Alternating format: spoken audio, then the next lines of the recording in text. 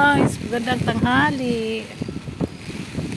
Ito kahit bumabagyo, kailangan kong lumabas. Napilitan kong lumabas, ayaw ko sana.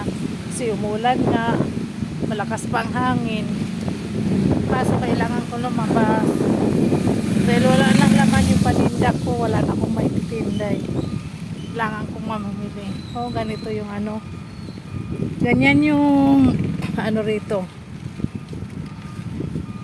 Lalakad lang ako kahit malakas yung hangin at ulan kailangan para sa ekonomiya, kailangan kahit papaano papiso-piso lang ang tubo, pero malaking tulong na rin yun. Ito tahimik ang kalsada, yung mga dahon umaalon-alon. Ako dito mamaya pag uwi ko tricycle ko na lang siya. Bye guys.